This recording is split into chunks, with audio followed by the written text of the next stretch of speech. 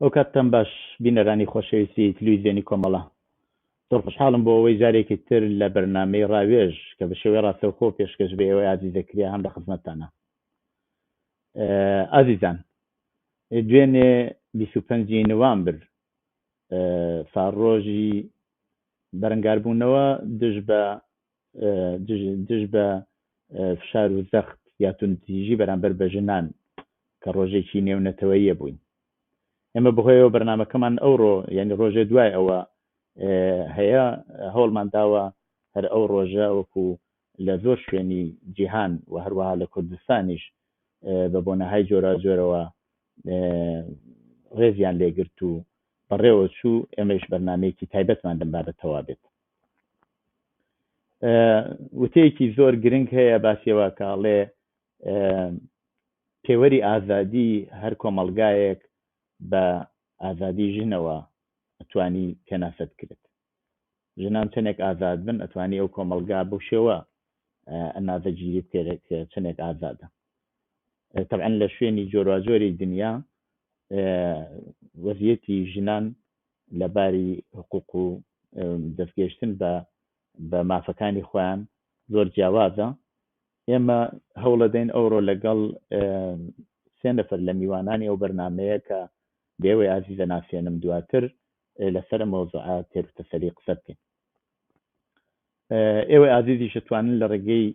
تۆڕی کۆمەڵە مێدیا نێتوەرکەوە بینەری ئەم بەرنامە بن، چ لە ڕێگەی فەیسبووکەوە و هەروەها چ لە ڕێگەی یوتیوبەوە. دەخی ئەم بەرنامەیە دیسان تکرارە بێتەوە و ئێوە توانن لە ڕێگەی ئەم تۆڕە کۆمەڵایەتیانەوە بیبینن. بۆ پەیوەندیگرتن لەگەڵ ئێمە ڕاستەوخۆ ئەتوانن بە ژمارە تەلێفۆنی 0046 7 26 16 764 پەیوەندی ڕاستەوخۆمان پێوە بکەن و ئەگەر پرسیارە یا تێبینیەکتان هەیە لەسەر بەرنامەکە لەگەڵ میوانەکان بە شێوەی نووسراوە یا بە شێوەی دەنگیش ئەتوانن بەشداری بەرنامەکە بن. میوانی بەرنامەکانی ئەمڕۆمان بریتین لە هەوڕێ هەتاو عەبدوڵایی، هەڵسوڕاوی سیاسی و هەڵسوڕاوی بواری ژنان، هەوڕێ کەژان ئەسەدی هەروەتر هەڵسوڕاوی بواری ژنان و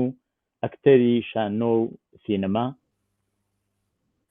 هاوڕێژینا ئەنجوج پێشمەرگەی کۆمەڵە، هاوڕێ بۆ ئاگداری ئێوە بینەرانی خۆشەویست هاوڕێژینا ماوەیەکی کورتە هاتوو بە پێشمەرگایەتی کۆمەڵە و ئێمە زۆر خوشحاڵین بەوەی کە لە ڕێژی پێشمەرگەکانی کۆمەڵای بینین. طبعا زانیاری هەیە لە بابەت وەزیەتی ئێستای ئێرانەوە بۆ ئەوەی ماوەیەکی کورتە هاتووتە ڕێژی پێشمەرگەی کۆمەڵەوە. هەوڵە دەین لە پرسیارەکانمان بە شێوەیەک بتوانین بزانین وەزیەتی ئێستای کۆمەلگا چۆنە. هەوڕێیانی ئازیز بەخێر بێن بۆ بەرنامەیە.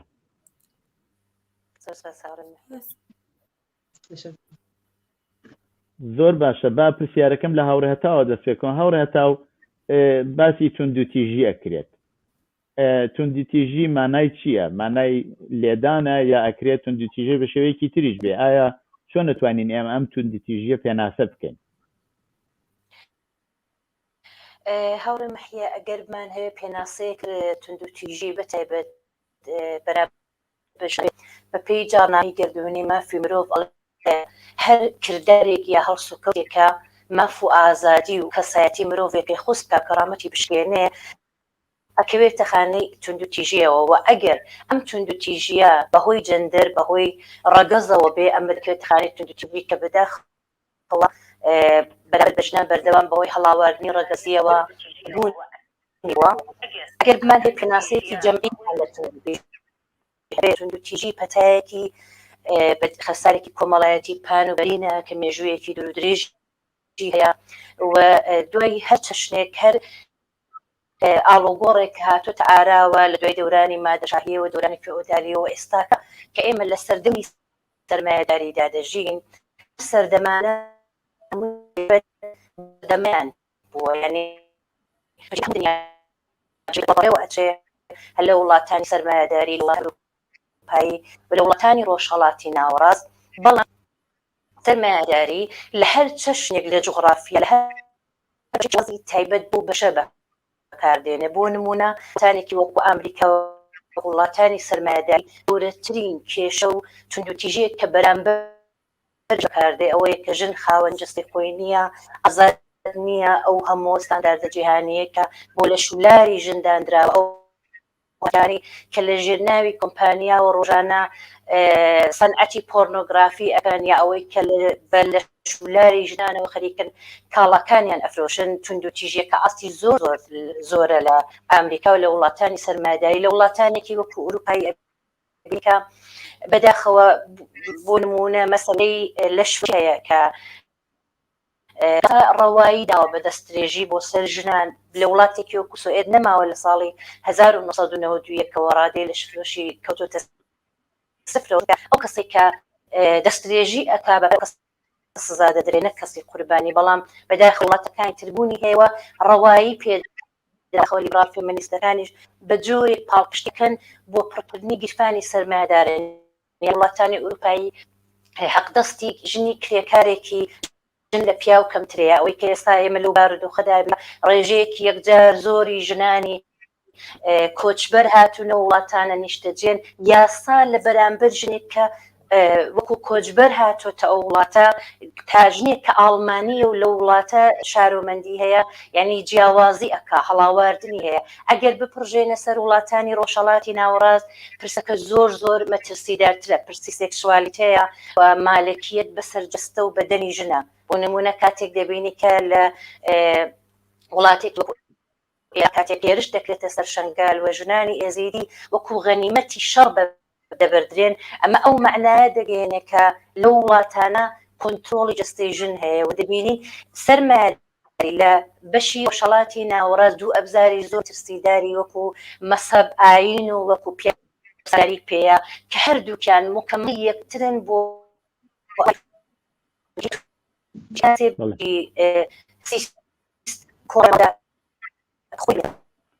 بەشێوەی رازنەی و هەڵقەی سیستەمی کە هیدایەتی دەکا کە خۆی دەغزێتە ناو بنەماڵ و لە توانیدا کە لە دوای پڕژێنس ئەوڕێ هەتاو بە تکسیش بۆیان نووسیوم کە دەنگ بۆ تکسیش بۆیان نووسیم کە دەنگی ئێوە باش نییە، نازانم بێ چارەسەرێکی بۆ ببینینەوە، بەڵام جارجار باش بوو وان نەبوو هەمیشەوا بێت، بەڵام هیوادارم لە درێژەی بەرنامەکە باش بێ. دێمە لای هاوڕێ کەژان. هاوڕێ کەژان، من پێم خۆشە ئێوە لەم بابەتەوە باس بکەن. ئایا مەسەلەی توندیتیژی شتەیەکە کە لەلایەن دەوڵەتانەوە هەر بەرامبەر بە ژنانە کرێ یاکو کۆمەڵگەش بۆ خۆی شەریکە لەم کێشەدا؟ ئایا بۆ نمونە مەسەن لە بنەماڵە لە ناو کۆمەلگا ئەمە هەر دەوڵەتە بۆ خۆی خەریکیەوەیە یاکوت دەوڵەت هانیەدا لەم بابەتەوە گەرەکرێوەش زەحمەت نەبێ جوابی پرسیارە بدەنەوە؟ پرسیارێکی زۆر باشە. بە دڵنیاییەوە هەر کامێکیان وەکو بڵێ تەواوکەری یەکن، بەشێکی هەرە زۆری کۆمەلگایە، کولتورە، فەرهەنگە، بەڵام ڕاستە هیچ حاشا هەڵ ناگرێت دەوڵەتانێک لە ڕۆژهەڵاتی ناوەڕاستە خاوەرمیانە کە ساحێبی خاوەرمیانە چوار دینە و یەکێک لە سەرەکی ترین بابەتەکانی ئێمە لەسەر توندوتیژی ژنان دین ئەیکات و بەتایبەت لە بەشی وڵاتە ئیسلامیەکانی ئەو دینەکانتر بێڵکەین وەکو ڕۆژهەڵاتی کوردستان. ئێمە کە ئەبینین لە وڵاتێک کە قانونی ئەساسی هەبێ، قانونی ئەساسی یعنی تەواوکەری دین و قانونەکەیان وەکو یەک بەسراونەتەوە بە یەکەوە، گرێ دراون بە یەکەوە، جا ئەم گرێبەستە کە لە بینی دین و لە بینی کۆمەلگا و دەوڵەت تما پێش دێت خۆی یەکەم وەسەرەکی ترین توندوتیژیەکە کە دژ بە ژنانەکێ. بە دڵنیایە و هەمومان نەزانین کە یاساکانی دین بەرامبەر بە ژن چۆنە و چی دانراوە و هەر لە دووژنی و ژنیەوە بگرە نیوەی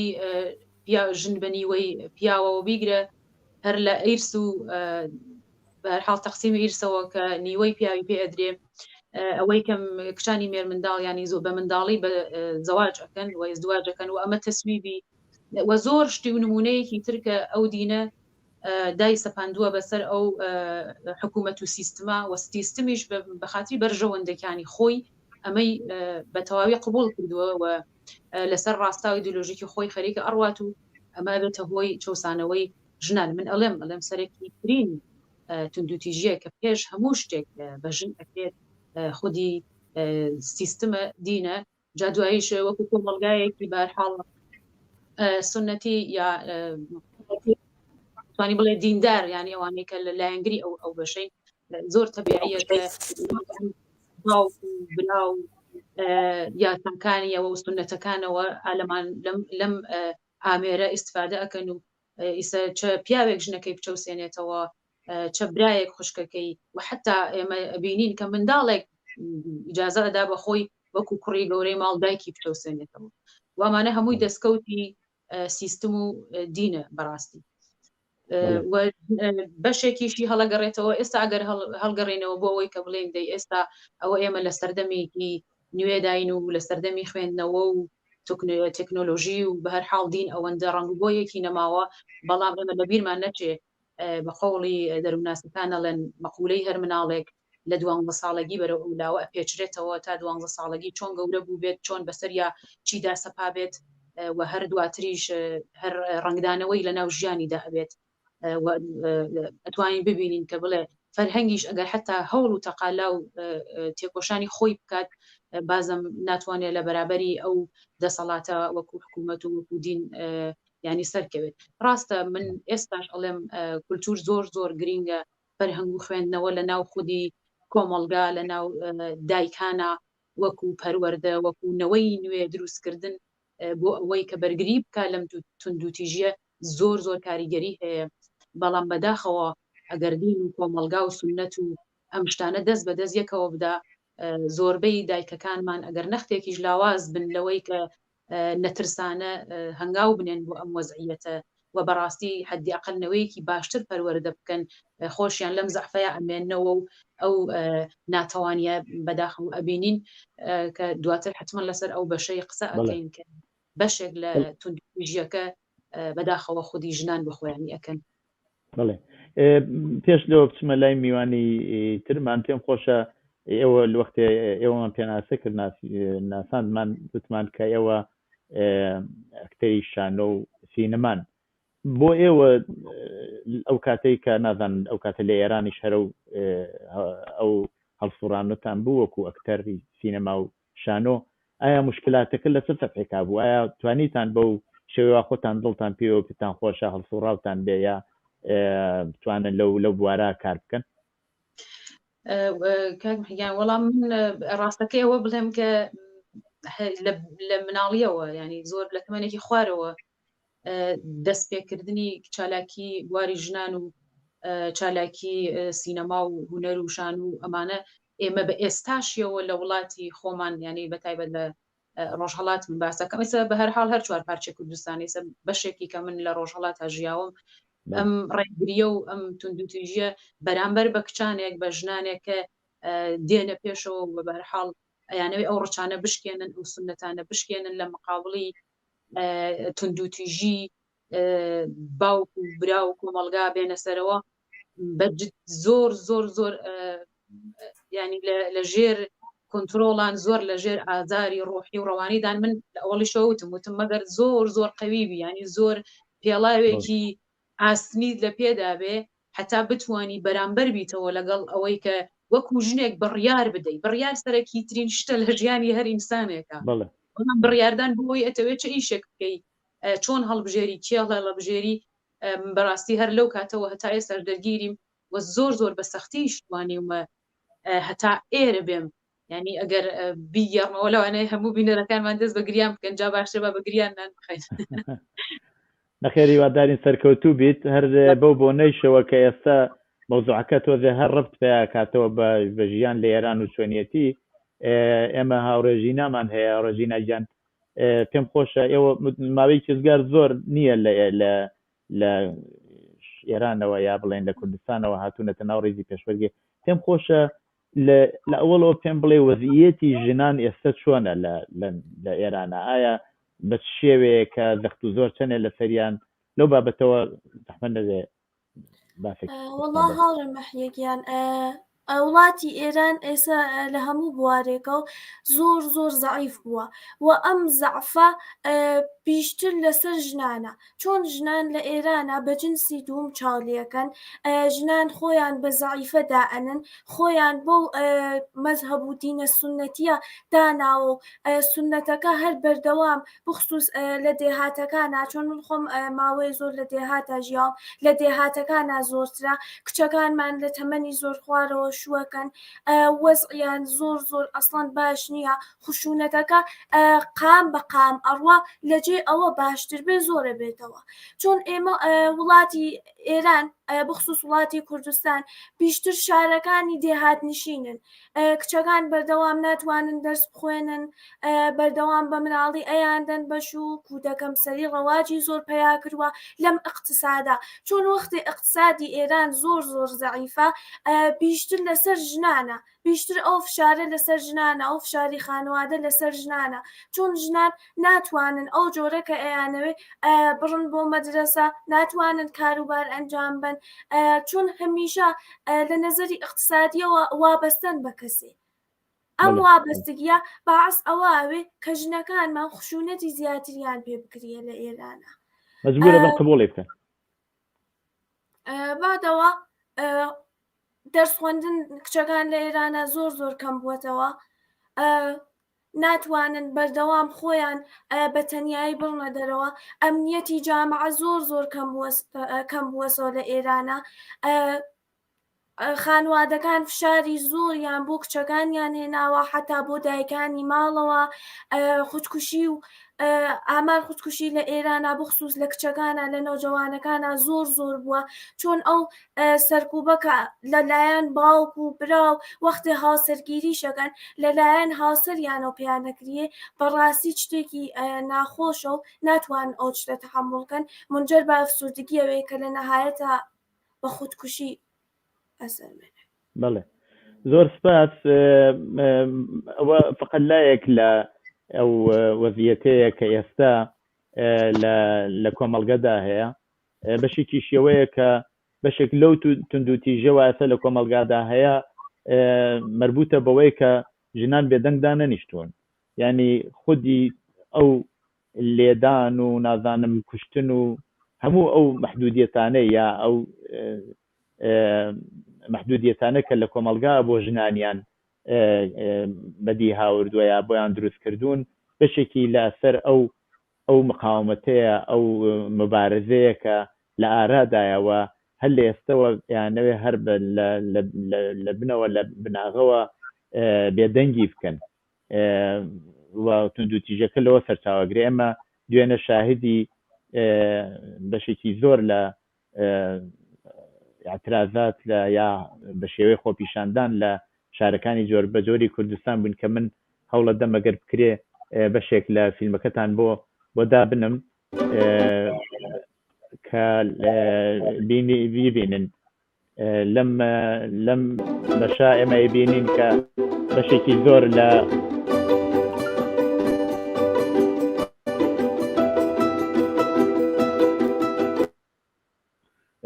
بەشێکی زۆر لە هەڵسوڕاوانی بواری ژنان لە شارەکانی جۆراجۆری کوردستان لە سەقەز لە مەریوان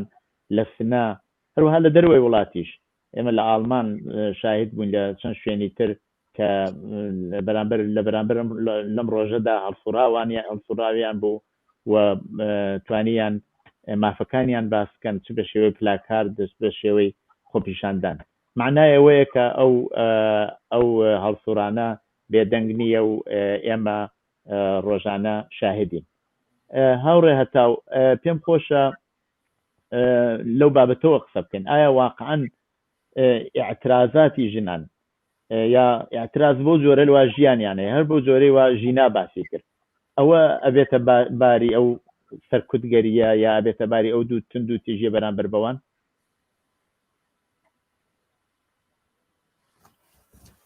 باوەسە بە دەنگت نەماوە دیسان لە ئەوڵەوە جارێکی کە فەرموو هاوڕێ مەحیە ئاماژت بەخار زۆر گریم کرد ئەوەی کە ژیناش باسی کرد ئەو هەموو خناک لەلایەن بەتایبەتی حکوومەتی ئیسلامی ئێرانەوە بەسەر ژناندا ڕەوا ئەکرێ خەڵکی زۆر نێگەتیڤە بەڵام خاڵێک ئەرێنیشی هەیە ئەوەیە کە کۆماری ئیسلامی ڕژیمە دیکتاتۆر کە ژنان گەورەترین هێز و بن بۆ سەر دەسەڵاتەکەیان کاتێک بینیمان ئیسلامی بەسەرۆکایەتی لادەکەی جەماران یاسای ئیسلامی پەسەند کرد بە یاسایی کردووە سەرەتاییترین مافی ژنانی زەوت کرد کە ژنان بە میلیۆنی بە هەزاران ڕژانە سەر خامەکان لە بەرامبەر ئەو ڕژیمەدا ڕاوەست کۆماری ئیسلامی ئەمەی وەک زەنگی خەریکە ئەو هێزە ئەتوانێت گەورەترین بە و ترس بێ بۆ سەر دەسەڵاتەکەی و بۆ سەر حکوومەتە دینەکەی ئەوەی دەبینین ئەو گشتەخوی کە ژینە و هەروەها کەشادیان پێکرد ئاماژیان پێکرد ئەو گشتە خشونەتەکە هەمووشی ژێرخانەکەی ئەم ئابووری بەهۆی سەرڕۆیەکەی کۆماری ئیسلامیەوە بەرامبەر بەدەرەوە و ئابلۆکە سیاسی و دووکەڵەکەی چۆتە چاوی خەڵکەوە ئەوەی کە کوردستان وەکو مقاومت بووە بەرامبەر بە کۆماری ئیسلامی وە ڕێژیم هەمیشە لە بواری ئابووری و ئەم بەشانەی پەراوێز خستووە بەشی کوردستان بەتایبەتی کوردستان کە هەمیشە نایوتووە بە ژوو بە پیا و بە گەور و بچووکە و ئەبینی کە ئەم فەقرە ئابووری کارێکی وا دەکا کە فەقری فەرهەنگیش بێتە ئاراوە کاتێک لە بنەماڵەیەکدا هێڵی هەژاری زیاتر لە 11 میلیۆن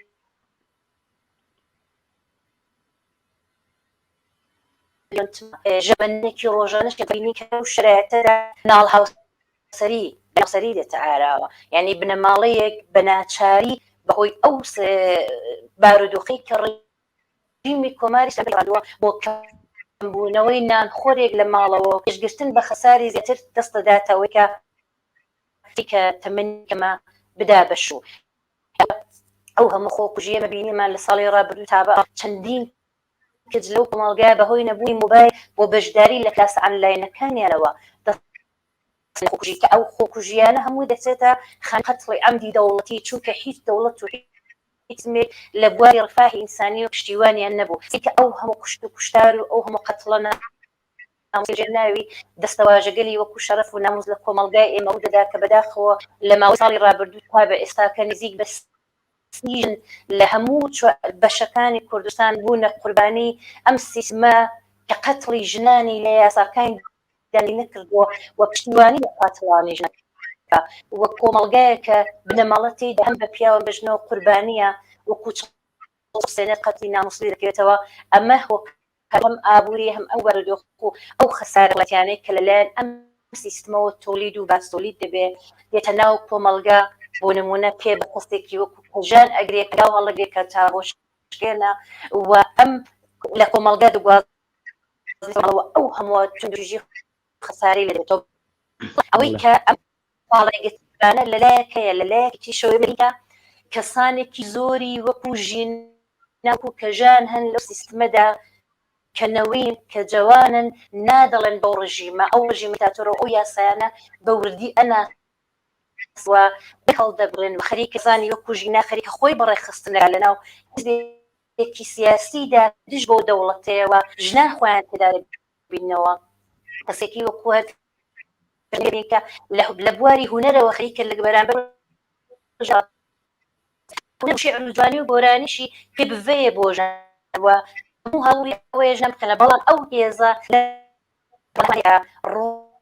ڕۆژ بە ڕۆژ خەریکەوەی کە دوونێ ئێمە بینیمە پێنجینەوە ژنان بە کەمپین و بە خۆڕێخستن خۆیان سازمان لە بەرامبەر توندوتیژی دەوڵەتی ڕاوەستان و داکار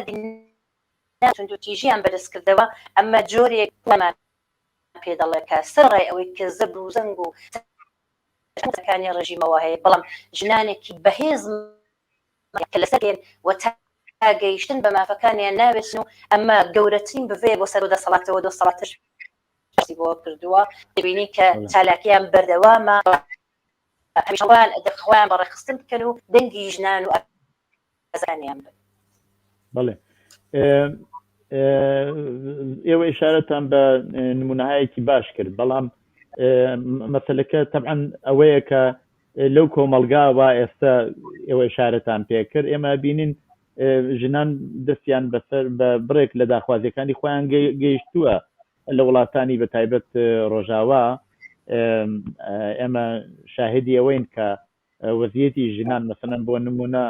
سوێد و نۆروێژ وانە لە ئاستی نێودەوڵەتیە بەپێی هەموو ئامارەکان بەپێی بەرابەری طبعاً هێشتا 100% نییە بەڵام توانیویانە لە موقعیتێکی زۆر باشترا قرار بگرێت معنای ئەوەیە کە ئەمە ئایا هەر لەم کۆمەلگای ئێستا ئێمە ئەتوانین بەشێک لە داخوازیەکانی خۆمان دەستی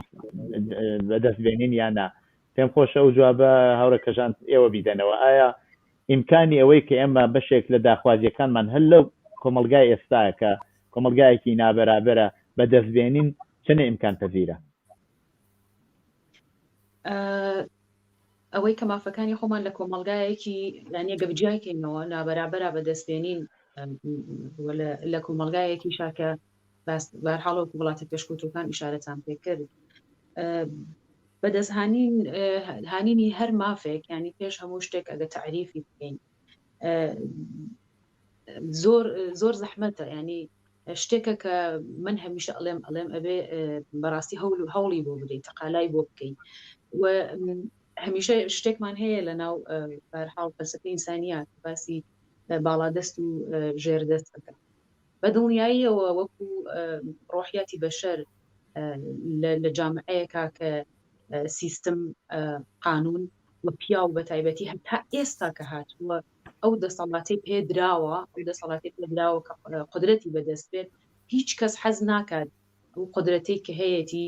لی بسترێتەوە و ئەمە وەکو دەورەیەکی تەواو مێژووی هاتووەتە سەرەوە و ئەم باوەڕەکە بە ئەو دراوە وەکو پیا و وەکو جنسی بە هەر حاڵ مزەکەر سندنەوەی ئەو حەقانە لە ئەو زۆر زەحمەتە و ئەمە بەشێکی دواتر دێمەوە سەر ئەو بەشێکیشی کە لەسەر ئێستا لەسەر وڵاتە پێشکەوتووەکان کە ئێستا دیارە بەڕواڵەت ئەبینین کە بەرحاڵ مافەکانیان مافی ژنان پارێزراوە ژنانمان لەسەر ئیش و کار و بە هەر حاڵ شغلی خۆیانن حەقی بڕیاردانیان هەیە حەقی هەڵبژاردنیان هەیە حەقی کورسیە سیاسیەکانیان هەیە و ئەبینین کە ژنانمان هەیە بە هەر حاڵ لەسەر مەسەلەی سەرۆکومارین لەسەر پشتەکان تر دانیشتون و پێ بە پێی پیاوەچنە بەرەوە بەڵام پێش هەموو شتێک داڕشتنەوەی ئەو توندوتیژیانەی کە وەکو ڕەگەزی ژن پێی ئەکرێت چیە هەرەوەی کەوتم ئەو قدرەتەی کە لە دەستی پیاوە ئێستا لە دوو بەشە یەکێکیان کە بەشی ئەولامان بەشی ئەم لە تماشاکەین کە ژنانێک منیش وەکو ژیناگیان تازە هاتمەتە دەرەوە و تقریبا ئەو حاڵ و هەوا و نەفەسە تازەی ڕۆژهەڵاتمەتیایە و ئەزانم کە هاتمە ئێرەش ئەو خوێندنەوە و ئەو ڕوانگەمە نسبەت بەم کۆمەڵگا و فەزایەی کە پێشتر بووم ئەو ڕوانگە ئینتقادی ئەو ڕوانگەیە کە هەستمە کرد بزانم وڵاتەکانی چۆن ئەبینم لێرەش هەروەکو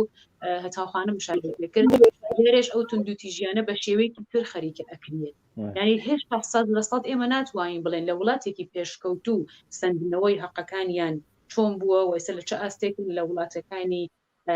ڕۆژهەڵاتی ناوەڕاست و بە تایبەت ئێران یا بەشی ڕۆژهەڵات بشی کوردەواری چۆنە چونکە لێرەش ئەبینین کە لەسەر هەروکوتیان لەسەر مەسەلەی کالاهایە جنسی تۆ بەردەوامە چیتە دەرەوە لەسەر هەر تابلۆ ئەلاناتێکی ئەم وڵاتە وەکو ئەڵمانیا کە من تێدام هەمیشە ژنێکی تێدایە لە هیچ ماشینێک نایەتە دەرەوە کە بە وێنەی ژنێکەوە نەبێت هیچ برندێکی لەم وڵاتان نابێتە برند نابێتە مارک ئەگەر جەستە و لە شولاری ژنێکی لە پشتەوە نەبێت یعنی ئێمە هێشتا وەکو ئەقلانیەت ناتوانین جنسێک شتێک کالایەکە بە ئێمە ئەفرۆشرێت بۆ خۆمان تاقیب بکەینەوە بزین ئایا کراسێکە من ئەیسێنم لەبەر یا ڕاحەتم جوان ئەیسێنم یا ئەوەی کە چونکە ئەو ژنە لەبەری کردووە جوان یعنی لێرەش خشونەتەکان یا توندوتیژیەکان دیارە وەکو ئامارمان لەم ڕۆژە ناخوێندەوە تا حەدی 50 وردەیەک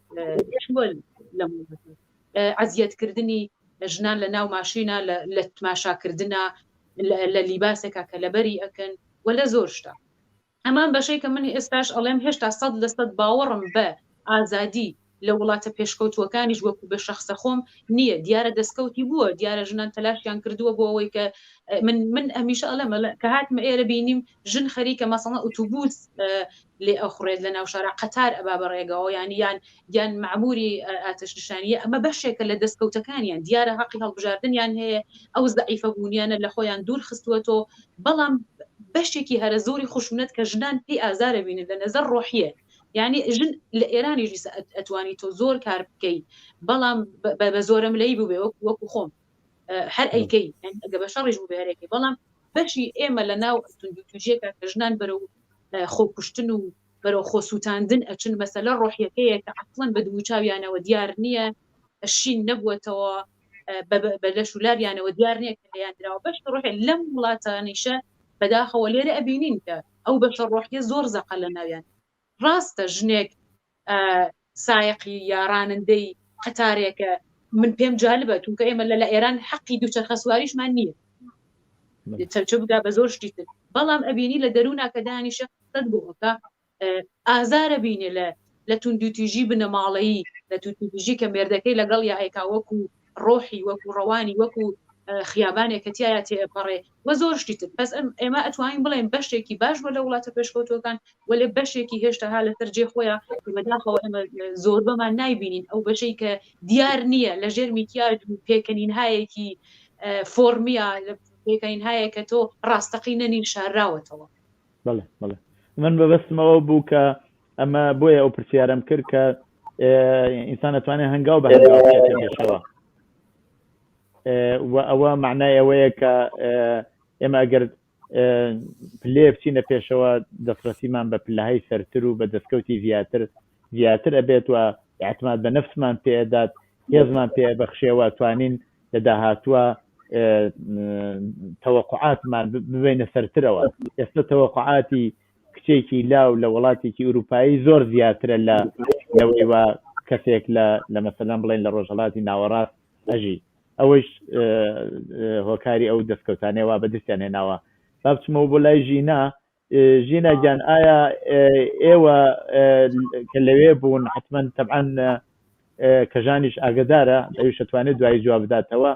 خەبات لەم بابەتەوە چی ئەوە باسی زۆر ئێش و ئازارتان کرد باسی ئەو هەموو مەحدودیەتای کۆمەڵایەتیە چ لایەن دەوڵەتەوە چەند لایەن بنەماڵەوە چ لایەن کەسوکاری نزیکەوە کرد ئایا چ خەباتێکەیە هەرچەنێ تۆزێکیمان پیشاندا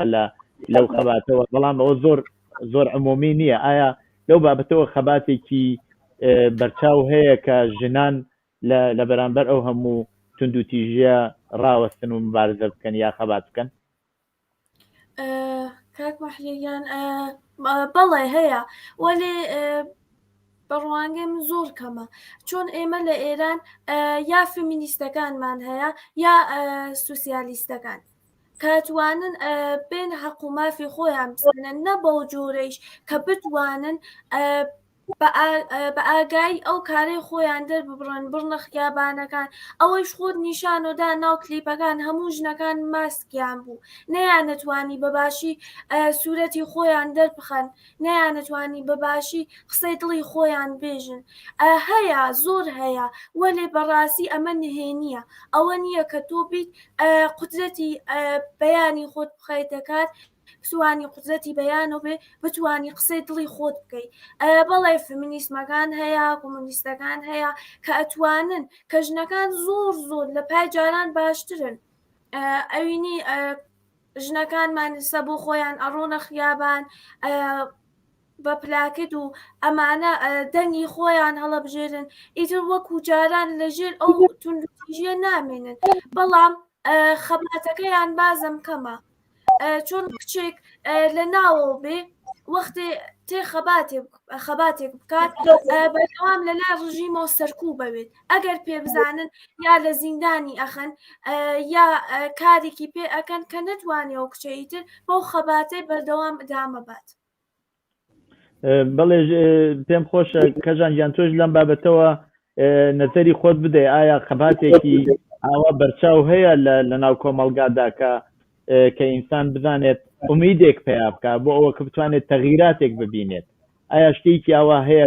ئەبینێت زۆر باشە ئێمە هەمیشە بە قولی جەنابەت زۆر ڕەشبینانە کە نییە بەڕاستی واقعگەراییە ئەو شتێک کە باسیەکەین وەکو تونند و تیژی بەڵام بەڵێ بەڕاستی هەیە چۆن نییە ئێمە ئەگەر ئەو ژنانەی کە تا ئێستا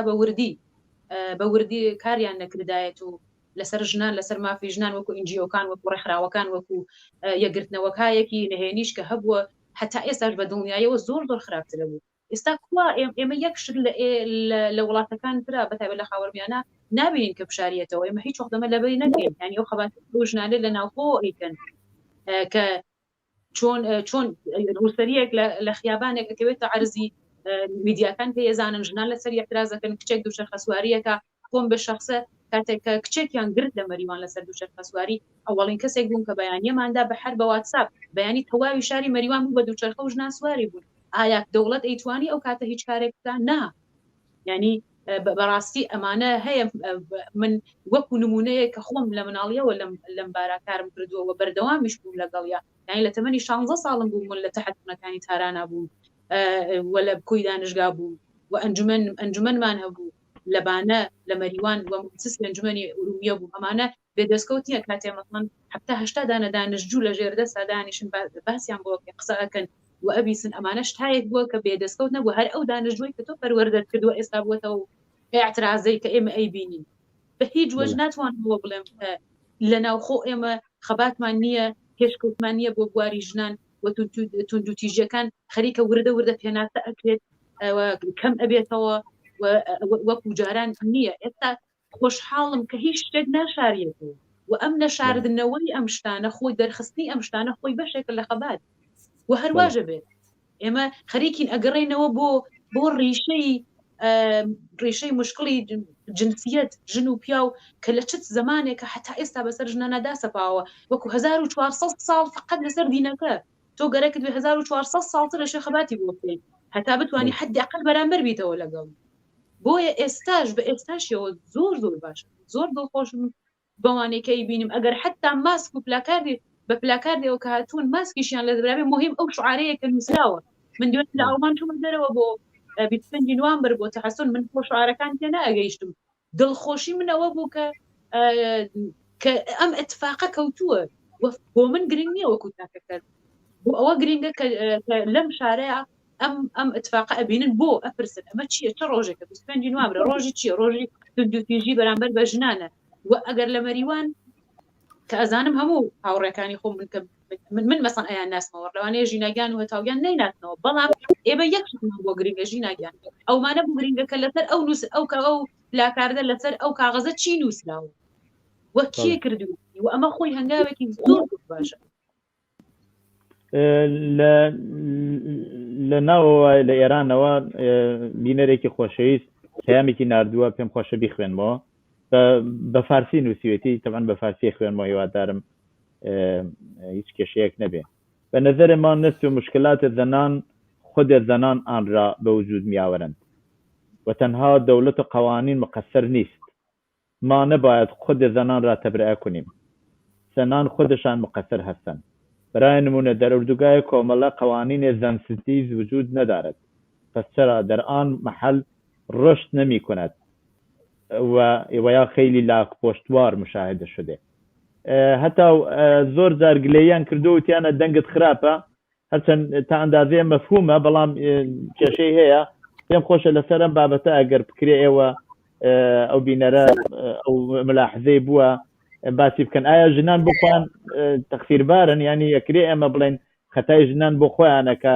ئەو توندوتیژیە لە سەریان هەیە چەندێ تەقسیری ژنان بۆ خۆیانە من نەکەژن لەو سیستمەدا کە پەروەردە دەبێت بەکاری توندوتیژی بەرامبەر بە ژن نازانم زۆر منیش ئەبیستم منیش وەکو ژنێک بارها ئەبیستم کە ئەڵێ ژنان خۆیان خەتابارن دەبین کە بەرامبەر بە ژنێک ئەوەی کەژان باسی کرد توندوتیژی دەکا ئەمە کە لە بیرۆکە توندوتیژی بیرۆکی دژمرۆڤە کە زۆر جار منی ژن هەڵگرین زۆر جار پیاوێت و ئەوەی کە ئەم بکردێکی باسی ئەو هاوڕێ باز لەوە دەکا کە لە کۆمەڵە بەڵێ لە کۆمەڵە قوانینی یەکسانی بەکردەوەش بەڕێ چووە بە پراکتیک هەمیشە بووەوە کاری وەکەیەکان خۆمان پێشمەرگێکەوە یەکەم دەرسێک کە فێریان کردین بەرابەرتان هەیەوە ئەو مادیانەی کە ساڵها بە جۆرێکی تر بۆ ئێمە تعریف کۆمەڵە بە ئێمە وە دەرسمان لێک هێزێکی زۆر لە ڕوو لە نمونە کۆمەڵە کە کۆمەڵی لەو سیستمەدا بێگومان کۆمەڵە کە ئەو هاوڕێ من بگۆڕێ خوێنێکی تازە لە ئازادی خوازی لەناو جەستەی منکە منیش ئەبێ بۆ باوەڕم بێ و پێویستیم بکاتە بە زمانە ئەمنێکی هەتا ئێستادا بۆ دەوڵەتیانی لەو سیستمەدا ئەمە وەکو ئینسان مافی شارۆمەندی من لەو یاسایەدا مافی نییە بەدەواو سەرکوت کراوم لەلایەن باورا و حتا دراوسەکانەوە و جستەی من ناوگەڵ خاوەنەکەی پیاوە تا چنێ ئەتوان بۆ هەموو ئاسیب و دیاردەی کە بەسەرمدا زاڵە خۆم ببینمەوە لەناو ئەوە دەگەڕێتەوە سەر خۆ دروستە حیزبەکە بەرنامە و پرۆگرامی یازشی خۆی هەیە و لەوانەشە ئەحزاب بەهۆی ئەو بارودۆخی کە تێدان ئەو ژینگە تێدان دووربوونەوەی شۆڕشەکە لەوانەیە ئێمەش ئینتقاد شێوەی ستراکتۆری سیستمان بەڵام تا چەندە منی هەتاو ئەتوانم هەڵگی ئەو مافانە بم وە ئەو مافانە ئەتوانم بۆ خۆم بە ئابدیت کەمەوە کار لەسەر خۆم سەرەوە بەڵام ئەوەی کە ژنان مقەسر من دەڵم نەک ژنان پیاوانیش بە تاوانبار مەسەلە بەرامبەر بەژن بەڵکو ژنان کۆمەلگای ئێمە بەتایبەتی لەناو بنەماڵەدا کە یەکێکی بچووکی کۆمەڵایەتیە و بەردەوام لە سیستم و لە کۆمەلگا و خەریکە تەغزیە بێ و ئەو هەموو توندوتیژی خسارە کۆمەڵایەتیە بۆ ئابدی دەبێتەوە تۆلید و باسۆلی دەبێتەوە هەردوو قوربانی پیاوان وەکو چەسێنەت و ژنان وەکو چەوساوە کەیان بۆ خۆشیەکانی ژیان پەروەردە نەکە بە ئەبینی کە ڕۆژانە کە قوربانی لێ ئەکەوێتەوە کۆمەلگایەکی تەندروستانیە پیاوێک بەخۆی دەستەواژەگەلی شەرف و ناموسکە بۆی وتراوەتەوە هاوسەرەکەی خۆی کچەکەی خۆی خوشکەی خۆی لەو ژێر ئەو ناوانە ئەکوژێ ئەو مرۆڤێکی تەندروست نییە لە بواری عەقڵی لە بواری ڕۆحیەوە و ئەمە هەمووی قوربانیەکە لەو کۆمەلگایە کە سیستمەکە هۆکاری سەرەکیەتی و ئێمە دەبێت ڕیشەی پرسەکە ببینین نەگەوەی کە من ببینم کە ژنێک بەرامبەر بە ژنێک تندروتیژی ئەکایە جۆرێک لەو شتانەی بۆی وتراوەتەوە خەریکە بەکردەوەی ئەکە ئەبێ بزانین ئایا خۆی چەندێ باوەڕی بە ئازادی هەیە ئایا ئەسڵەن مافی بوومانە سەرۆک تۆردی کە تێدا دەبووین ئەو هەموو جیاکاری ڕەگەزی هەڵاوانە ڕەگەزێ بۆ نمونەیەکی بچووک دێمە لە کۆمەڵگەی ئێمە هەمیشە کەسی خەسووی زۆرتر ئەچێتەوە تاقە زوورەوە بۆ نمونە بیردیمانە بۆ لەبەرەوەی کە ئەم خەسووە خۆی ئەگەر ئەو بکە مشکلێکی بێ کێشەیەکی بێ پیاوانی نەماڵە ڕوو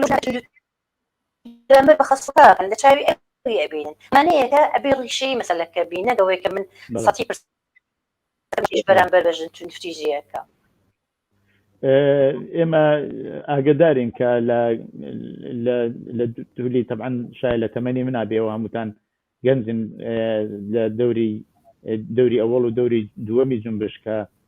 هێزی پێشمەرگا و خەڵک توانیان کۆنتڕۆڵی شارەکان لە کوردستان بەدەستەوە بگرن فەزایەکی تر پێکێنرا بوو ئەو جامعەوە ئەو کاتێش بوو هەر جامعەیەکی مەسەبی بوو خەڵکەر ئاینیان بوو خەڵک بەشێکی زۆر خەڵکەر خۆیان بە مسلمان دەزانی و شتیاوە بەڵام لەو کاتە ئێمامان هەرەو کاتە زانیمان کە بەشێکی زۆر لە ژنان لە خەباتە بەشداریان نەکرد و دەوریان بوو و دەوری بەرچاویشیان بوو کە دواتر ئێمە لە هێزی پێشمەرگی کۆمەڵا یا لە هێزەکانی تری شاتاندا دێ بەڵام زیاتر ئاڵا هەڵگری ئەم بەشە پێشمەرگی کۆمەڵە بوو کە توانی ژنان بێنڕێژی پێشمەرگی کۆمەڵەوە و توانیان خەبات بکەن و بۆ مافەکانی خۆیان نمونەیەکی تری نمونەی ڕۆژاوایە ئێمە توانین لە ڕۆژاوا بەتایبەت ئێستا ئەوە ببینین ئەو بەشەی لە کوردستان کە لە سووریەیە لە سەردەمی ئەسەدی باوک و کوڕیشە بەتایبەت زۆر مەحدودیەتی کۆمەڵایەتیان بۆ بەتایبەت بۆ ژنان لەو بەشە ساز کرد و بەڵام ئێستا بینین بەدەیان چەکدار و شەربان خەریکن و شۆڕشەکەن و بەشدارن لەو خەباتەدا. بۆیە مەبەستمەوە بوو کە ئاڵوگۆڕی کۆمەڵایەتی توانێت تەئسیری ببێت واتوانێت خەباتی ژنان بەرەو پێش ببات و ئەو هێز و ئەنەرژیەوە هەیە وەگەڕی بخات و بهێنێتەوە و باسی بکات. با بچمەوە بۆ لای ژینە گیان، ئێوە مدەتێکە هاتوون بۆ پێشمەرگایەتی کۆمەڵە، بۆچی؟ یاە تایبەتی بوو؟ ئایا مشکلێکی شخصی بۆ خۆتان بوو یاکو ئێوە پێتان وا بوو ئەو وەزیەتەوە ئیتر بۆ ئێوە قابلی زیاتر ناتوانێت ئیدامی پێدەن؟ پێم خۆشە لەم بابەتێشەوە گەر بکرێت تەوجیحاتێکی بچووکمان بۆ بدە. والله هاوڕێ من لا نەزەرەو کە هێژی مشکڵۆ بوو، نە هیچ مشکڵێکم نەبوو. من هەر لە تەمەنی زۆر مناڵیەوە کاتێ مناڵ بووم فکرم ئەکردەوە ئەو تەبعیزانە کە چیە لە بینی کچان و کوڕانە هەیە، بۆ کچێ ناتوانێ وەکو خۆی پێخۆشە فوتباڵ بکە، پێخۆشە یاریکی کوڕانە بکە، ناتوانێ عروسەکێکە دەن بەدەستەوە. ئەو تەبعیزە هەر لە مناڵیەوە کە پێمانی ئەکرا بەلای منەوە ناخۆش بوو. وەکو کچێک کە ئەو شتەم دەرکرد پێم خۆش بوو حەزبێک بناسم، شتێک بناسم کە بتوانم لەسەری حەق و مافی خۆم بێ ئەوە یەک زەڕە ترسم بێ دفاع بکەم و بتوانم لەسەری هاوجنسەکانی خۆم دفاع بکەم. کاتێکە من هاتمە دەرەوە زۆر پێم سەخت بوو، چۆن من خانوادەم جێهێشت بەلامەوە ناخۆش بوو، وەلێ تەنیا دڵخۆشیم ئەوە بوو کە ئەتوانم وەکو کچێ چەکی پێشمەرگایەتی پڕشانازی کۆمەڵە لە شان بکەم و مبارزە بکەم بۆ ئەم فەقرە تەبەقاتیە، ئەم تەبعیزە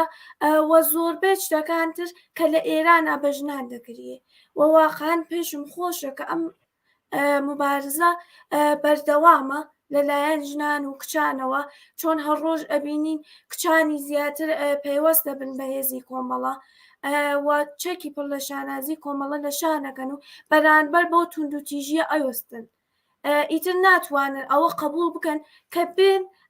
قبولی بکەن بێژن ئەرێ ئێوە ڕاستەکەن، ئێمە کچێکی زەعیفین، ناتوانین وەکو کوڕێک شەڕ بکەین. دروستە لە نەزەر فیزیکیە و کچەکانمان کەمێ زەعیفتر لە کوڕەکانن، ئەویش بە بۆنەی ئەوە هەیە کچەکانمان هەر لە منداڵیەوە بە شێوەیەک بارتێرن کە ناتوانن جەستەی خۆیان ئامادە بکەن. ئەگەر جەستەی خۆیانیان ئامادە بکردای بێشەک هەمومان یەک ناو بووین. زۆر سپاس. یەک دانە یەکێک لە بینەران شتێکی نووسیوە، ئەلبەتە من ئەو جۆرەکەی بینم یەکێک لە هاوڕێیان چوونەتە دەرەوە لە ناو ستودیۆ، هیوادارم بتوانێت بێتەوە بە زوودی، بەڵام کێشە نییە هەوڵەدەین جێبەجێ بکەین. نووسراوە سڵاو هاوڕێ مەحیە، سڵاو بۆ میوانەکانت. پرسیارەوەیە ژنان خۆیان ئەزانن بەدەست ئیسلامیەکانەوە دەچەوسێنەوە، ئەی بۆ جەماعەتەکان ئەکەونە شوێن ئیسلامیەکان و وەکو سەلەفیەکان و کاک ئەحمەدیەکان، کاک ئەحمەدیە ئیسلامیە تۆندڕەوەکان، هاوڕێتان ژاوەرۆ. ئەو پرسیارە هاوڕێ هەتاو بێ زەحمەت دەکرێت جوابی بدەنەوە، بەڵام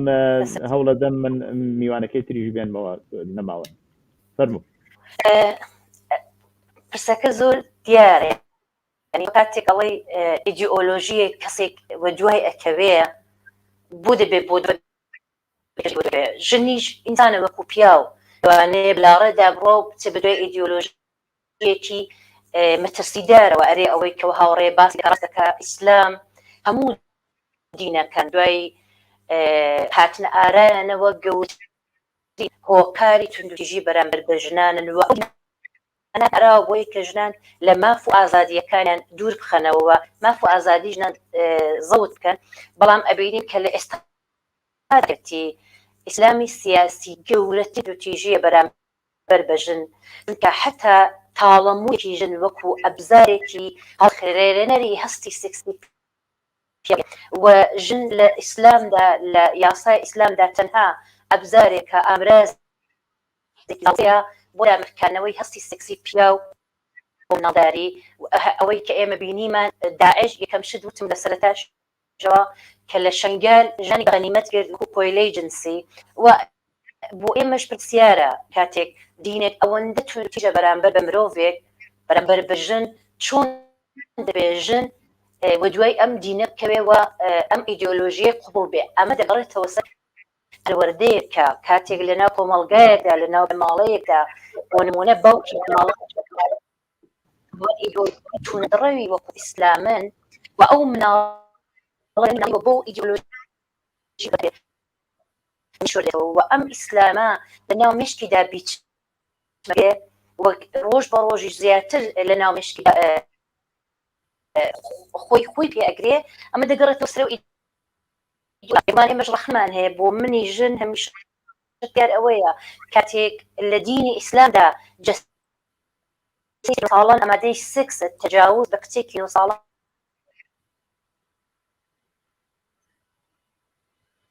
لە ژیانەوە وەکاتی ژنانی بە تاوانی خۆشەویستی حکمی سەنگسار و حکمی قەتڵیان بۆ براوەتەوە و ئەوەی کە دەبینین زۆر جار دەڵێن داعش ئیسلامی واقعی نییە داعش دروست ئیسلامی واقعیە و هەموو دەبا و ژنان دەبێت بە قانونیەک زیاترەوە سەیری ئەو دینە بکەن زان کە گەورەترین تونتیژیە بەرامبەریان مرۆڤێکە وەکو پیا و ئیدئۆلۆژی مەترسیداریشی هەبێ هاوڕێ هەتا زۆربەی بینەران نووسییانە دەنگی تۆ باش نییە وتم مەفهوم هەیە یعنی ئینسان تێئگات بەڵام وەسڵەکەی زۆرە بەڕاستی بەڵام با ئەو پرسیارە ئێستا هاوڕێکەژان هاتووەتەوە بە پرسیاری کراوە لە ئێرانەوە وتراوە کە سڵاوی نردووە بۆ ئێوە وەکو بینەران بۆکو میوانانی ئەو بەرنامەیە وتوێتی کە ژنان بۆ خۆشیان نەزانن کە ئیسلامیەکان چۆنە بەرامبەریان بەڵام جەماعەتێکیانەکەونە دوای سەلەفیەکان و جەماعەتی کاک ئەحمەد و ئیسلامی شتیوە ئەوە لە ژاوەرۆ کەسێ کەسێ بە ناوی هاوڕێتان ژاوەرۆ بە ناوناسی ژاوەرۆ کردویەتی ئایا وایە ئایا ئێوە کە زۆر دەمێکێش نییە لە ئێرانەوە هاتوون بەڕاستی ژنان بۆ خۆیان ئەکەونە دوای ئەو شتانەوە ئێوە ئیشارەتان پێکرد وتان کە ئیسلام و نازانم زۆر ئاین تەئسیری هەیە لەسەر توندوتیژی ئایا بۆ خۆیان ژنانیش ئەکەونە دوای ئەو شتە یا نەقشیان هەیە لەوە کە ئەو مەوزوعات زیاتر تەئسیریان لەسەردا بدێت پرسیارێکی زۆر باشە جا پێش ئەوە کە پرسیارکەوەخانم جوابی داوە کە پرسی بوویان کە ژنان خۆیان چەندێ بەرپرسن لەو پرۆسەیە کە ئەچەوسێنەوە ئێمە وەکو پەروەردە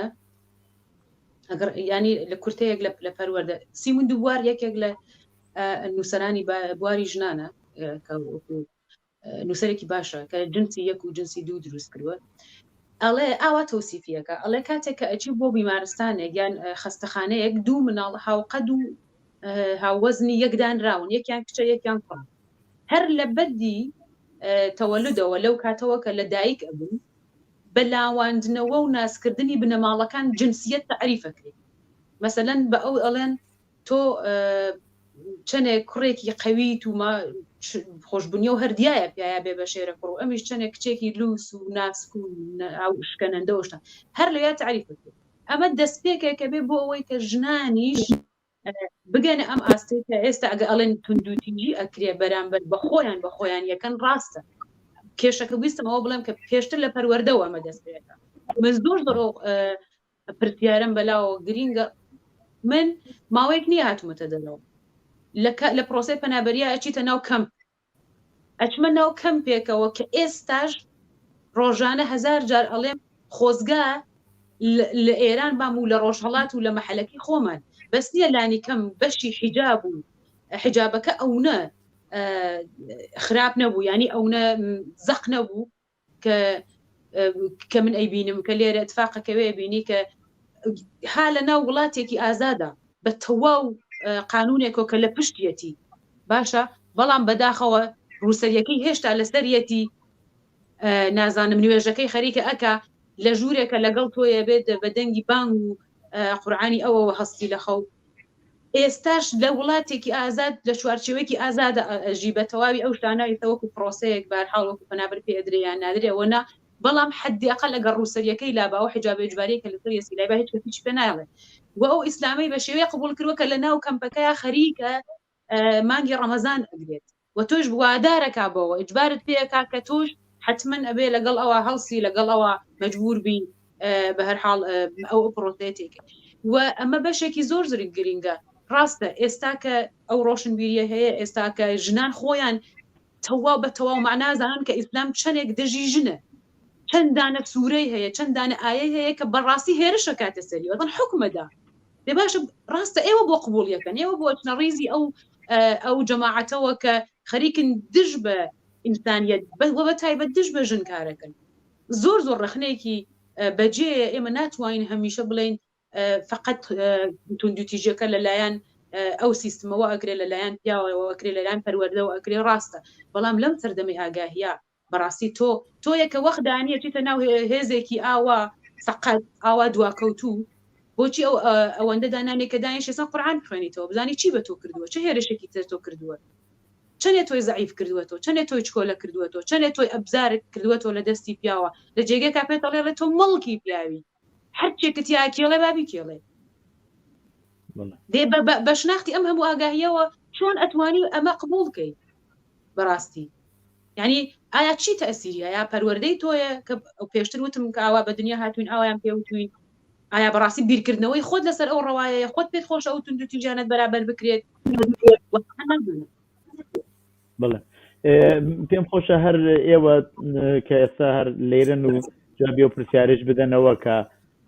لە کۆمەلگادا هێزی چین و توێژی جیاواز هەیە هێزی کرێکار هەیە هێزی تری کۆمەڵایەتی هەیە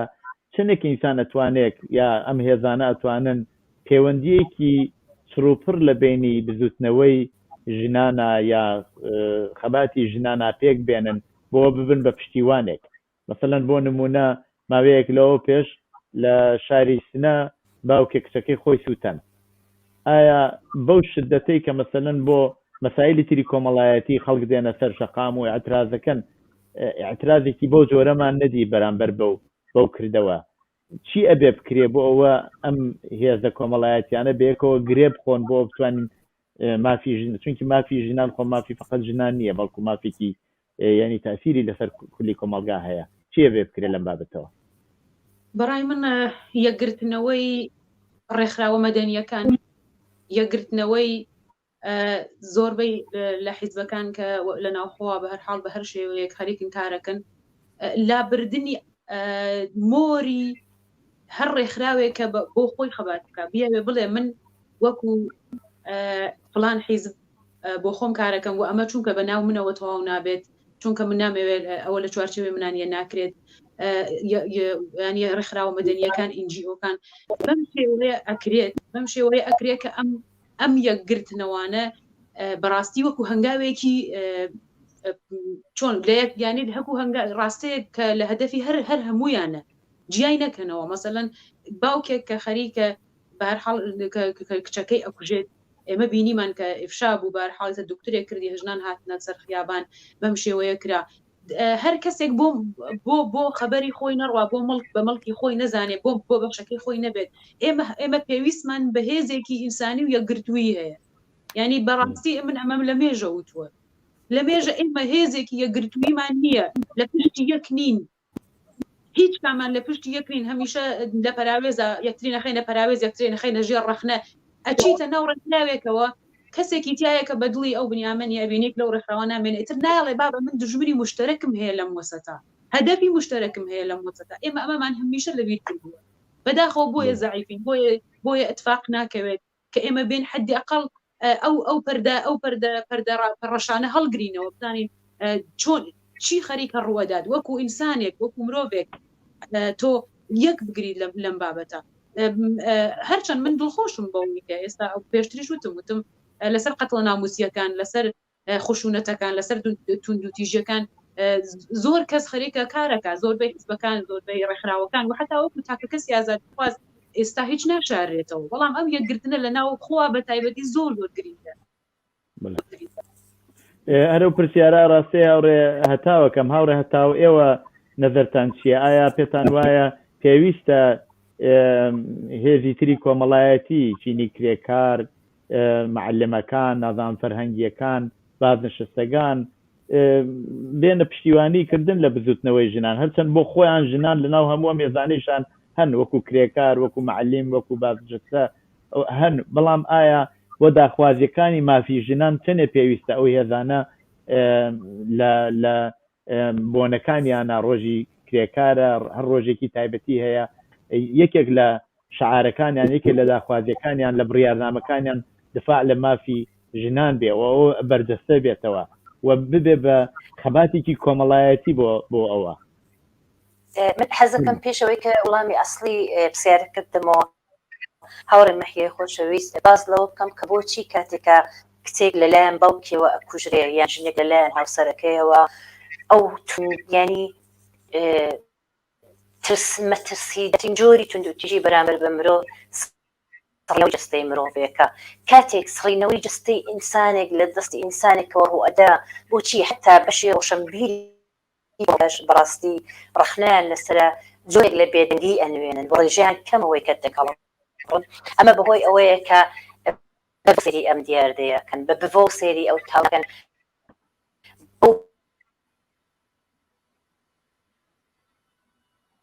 دەستەواف و نەموسوژەوە کەس تا ئێمە بۆ ڕوانینە سەیری قەتڵەکان بکەین لە ژێرناوی شەڕەف و ناموس بێگومان ژانی تریش ئەکوژرێن و کچانی تریش ئەسووتێندرێن بەڵام بزوتنەوەی ژنان من هەمیشە ئەڵم ئەبێ هاوتەری بێ لە وڵاتیەکان زوتنەوەی تێکاریش و هاوتەری بیش بووە لە ماوەی 2 ساڵی ڕابردوودا لە مانگرتنە کرێکاریەکان کڕووی داوە ئێمە بینیمان لە سنە لە مریوان ڕێژەیەکی زۆر لە ژنان گیران و دەبینین کە ڕێبەری ئەم بزوتنەوە زۆری لە ژنانی تێدا بینین کە بێ ئەوەی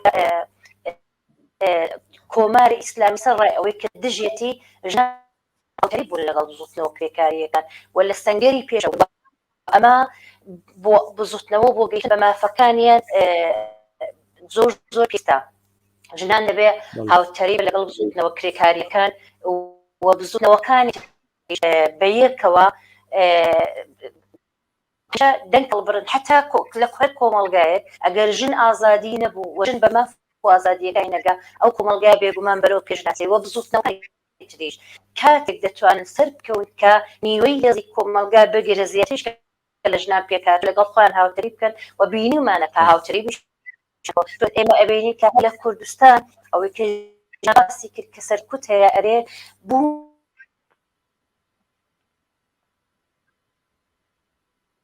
ئەو ئەمە پێدەڵێک خستن کردووە لەگەڵ بزوتنەوەکانی تر و لە پێشەوەی سەنگەری خەباتی وە پێویستە کە هاوتەری بن لەگەڵ بزوتنەوەکان و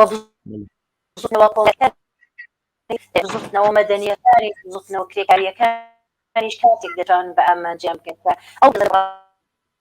بێ بۆ سەرەوە دەسەڵاتە لەگەڵ خۆیان دەنگی ژنانی کۆمەڵگا بن بە ژن و بە پیاوەوە. بەڵێ زۆر سپاس ئەچم بۆ لای ژینا هاوڕێ ژینا چی ئەڵێ بە هاوڕێکانت ئەوانەی وا پێکەوە بوون ئازاری ئەو کۆمەلگاتان چەشتووە فشاری ئەو کۆمەلگا بە سەرتانەوە بووە و نەتانتوانیەوە بەو جۆرە و وەک ئازاد بتوانن کەسێکی ئازاد بتوانن ئەوەی وا خۆتان پێتان خۆشە بیکەن و بەختەوەر بن چی ئەڵێ بە هاوڕێکانت؟ وەڵام من یەکەم قسەم ئەوەسا هەموو هاوڕێکانم ئەبێ بۆ خۆیان هەستی ئەوە کە زەعیفن لە ناوی خۆیان نابکوژن بە خۆیان بێژن ئێمەش قەوین ئێمەش ئەتوانین ئێمە ئەتوانین هەموو مەرزەکان تێبپەڕنین تا ئەوەی کە حەقی خۆمانە بیگرین وەکو زمانی پێشوو فکر نەکەنەوە ئەو فەرهەنگە ئەو فەقرە فەرهەنگیە کە لە ناو جامەعەدایە ئێمە کە لاوین ئێمە کە جوانین ئیتر ئەو فەقرە فەرهەنگیە نەمێنێ بەردەوام تەلاش بکەین حتا ئەگەر بۆ 10 ساڵی ئایندە نەبوو بۆ 20 ساڵی ئایندە نەبوو حداقل بۆ 30 ساڵ ئایندە ئەوە نەمێنێ لە ناو کۆمەلگادا ژنێ بتوانێ بە باشترین شێوە لە ئێران لە خاوەرمیانە کە ئێستا زۆر ئەوە مهمە پێی خۆش بێ بتوانێ خۆی بە زەعیفدا نەنێت بتوانێ بە باشترین شێوە بۆ حەق و مافی خۆی کە حەق و مافێکی ئینسانیە شەڕ بکات مبارزە بکات عەلەی ئەوە من پێم خۆشە هەموو هاوڕێیەکانم لە ئێرانەوە بتوانن بۆ بیرواستە بکەن کە خۆیان بە کچێکی زەعیف نەزانن واقعان زۆر سپاس بەڵام 20 ساڵ هێزگار وەختێکی توولانیە ئەوە قەیناکە ئێوە گەنجن کاتان هێزگار زۆرە بەڵام من چاوەڕوانی لەوە زووترم ینی پێم خۆشە و ئازادیە هەر بەیانی بێت ینی ئەوەندە نەکەوێتە 20 ساڵی تەجامن ئەگەر ئەو هەمووە زەحمەتم کێشاوە بەتایی خۆم نەیبینم خۆش نییە هیوادارم هەرچی زووتر ئەو ئاواتی ئێوە بێتەدی ژینە گیان من پرسیارێکی ترم نەماوە پێم خۆشە ئەگەر ئێوە هەر کامێکتان تێبینیەکتان هەیە ئەتوان لە چەند دەقیقا بڵێ چونکی کاتی بەرنامەکەمان زۆر نەماوە ئێمە چەند دەقیقەیەکمان هەیە و پێشم خۆشە ئاهەنگێکیش بڵاو بکەمەوە ئەگەر ئیمکانی هەیە البەتە وا دیارە بینەرێکی خۆشەویست پەیامی ناردووە بە پەیامەکەی بخوێنمەوە بە فارسی نووسیوێتی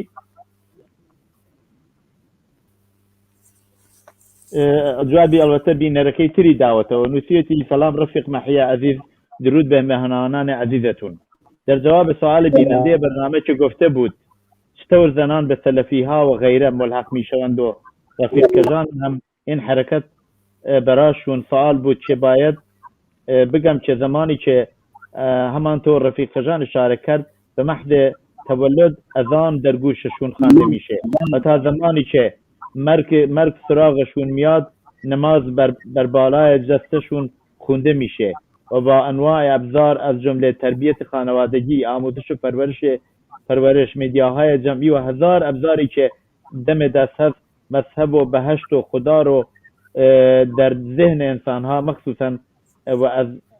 امر در ذهن زنان نهادینه میکنند و بعد جهان دیگر و کلی مسئله دیگر خیلی عجیب نیست که زنان به اسلام و سلفی و غیره بپیوندند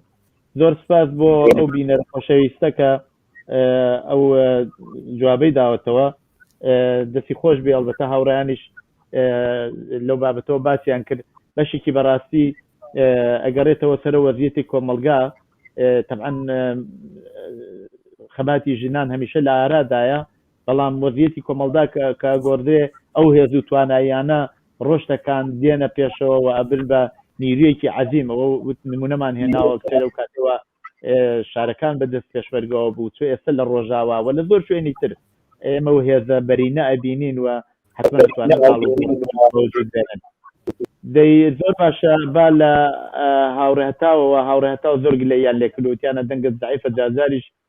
کۆمنتەکان دانم بۆ خۆشی بیبینە کە من بۆ خۆم تێگەیشتم تا بەشێکی هەرە زۆر لە قسەکان ئاگدار بووم بەڵام ئەگەر قسەیەک تێ لە ئاخرا هاوڕێهەتاوان لە خزمەتە زۆر سواز بۆ زۆر خۆشحاڵم کە لەگەڵ میوە باسەکە بووم آخر قسەم ئەوەیە لە قۆڵی ئێمە تا کاتێک کە ماری ئیسلام نەڕوخێ بێگومان ژن بە هەموو مافەکانیان بە هەموو ئازادیەکانیان ناگەن و تا ئەو ڕژیمە لەسەر کار بێ هێزی سەرکتی لەسەر کار بێ هەڵاواردن ئامێزانە بوونی ببێ وە خۆی خڵان بێتە ناو هەموو کلێنە قوشبنی ژیانی تاکەکانی کۆمەڵگا بێگومان ناشتوانین دەست لە سەردەستانین کە تا ڕێژمە خێرە بێ هەوڵ سەرەتا بۆ خانی دووش لە ئێستادا ئەتوانین بە خۆڕێخستن ئەتوانن ئەحزابی خۆیان تدا بینەوە دەست بن بە بۆ نمونە بە کۆمەڵە ئەتوانن لەو حیزبەدا خۆیان بینەوە مافە بناسن و خۆیان بەڕێخستن کەن ئاستی و شیاریان بەرنە سەرەوە لە دنیای مەجوو ئینتەرنێت ئەتوان کەڵکی هەڵوێستیان بێ لە بەرامبەر هەموو وڵایەتیەکان تانەمەن یەکدارێکی کۆماری ئیسلامی. زۆر مەمنون ئاورەکەژان فەرموویەوەش. سپاس و ڕێز بێەوە زۆر خۆشحاڵیم لەگەڵ میوانانی بەڕێز لەگەڵ جەنابەت وەڵا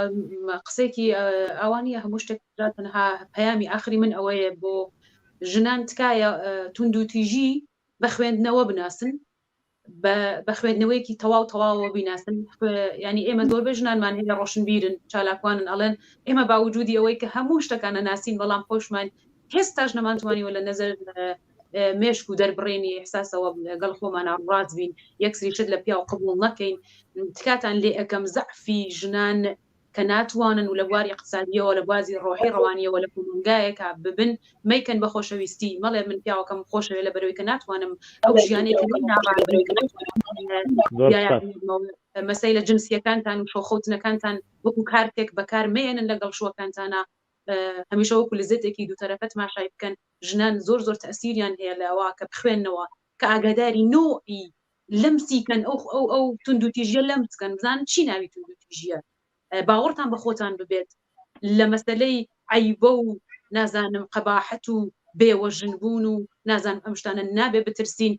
دانیشتن لە لای کەسێک کە هەست و ڕۆحی تۆ ئازارەدا جسمی تۆ ئازارەدا نەماقوڵی پێڵێن کە وشێکی زۆر غەڵەتە نەگوزەشتەوە نە هیچ نییە تەنها داواکاریم بۆیە لە ژنان بەڕاستی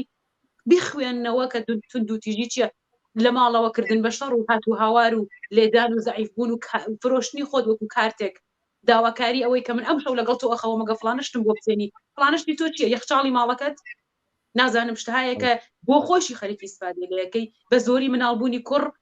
کە تۆ گەرەکت نیە ئەو گەرەکێتی حوت سکەکەیت و دوایشی هەشت سکەکەی فقط بۆ کوڕی ئەمانە زۆر پێویستە کە ژنان لی تێبگەن مافەکە مافی خۆیانە لەو سەردەمەشدا ئێستاش دروستە یاسا لە سەریان زاڵە دروستە دین لە سەریان زاڵە بەڵام بازم ئەتوانن ئێمەشتوانی ومانێ مەشە لەو کۆمەلگا هاتوونەتە دەر هەموو ئەتوانن زۆر سپاس بۆ ئێوە هیوادارم کە ئیتر تونند و تیژی بەرامبەر بە ژنان نەبینین و کۆتایی بێت بە مۆزوعە بەڕاستی ناخۆشە و دڵتەزێنێ کۆمەلگا هەر بمێن و زۆر سپاس ژینە گیان فەرموو تۆش ئاخرین قسەت. سپاس و ڕێزم هەیە بۆیەوە بینەران کاک مەحیەکیان فقط پەیامی ئاخرم ئەوەیە هیوادارم تونند و تیژی سەبارەت بە ژنان لە هیچ جێکەوە نەمێنێ و بتوانن ژنان بە حەق و مافی خۆیان کە حەق و مافێکی ئینسانیە بگەن. دەستان خۆش. زۆر سپاس بۆ ئێوەی ئازیز بۆ بەشداریتان بەڕاستی هەروەها زۆر سپاس بۆ هەموو بینەران کە بە شێوەی نووسینی پەیامەکانیان بەشداری و بەرنامە بوون و هەروەها لە ڕێگەی تۆڕە کۆمەڵایەتەکان نەزەر و بۆچین و ڕای خۆیان بە چەکگوڵ و بە زۆر شتی تر بۆ ئێوەی ئازیز کە لەو بەرنامەدا بەشداریتان کرد نرد. زۆر سپاس بۆ ئێوە هیوادارم بتوانم لە بەرنامەیەکی تریشە لە کاتێکی ترا حتمما لەگەڵتان بم و لە هەموو بەحسەکان بە شێوەی لە مەوردێکی تریشەوە ئیسفادە بکەم. بینەرانی خۆشەویستی بەرنامەی ڕاوێژ بەم جۆرە هاتینە کۆتایی ئەم بەرنامەیە هەتا بەرنامەیەکی تری ڕاستەوخۆ کە بە شێوەی بەرنامەی ڕاوێژ کە بە شێوەی ڕاستەوخۆ پێشکەش بێوات دەکرێ کاتساتێکی خۆشتان بۆ باوەتە خوازم. ڕۆژ و شەوی ئێوە خۆش.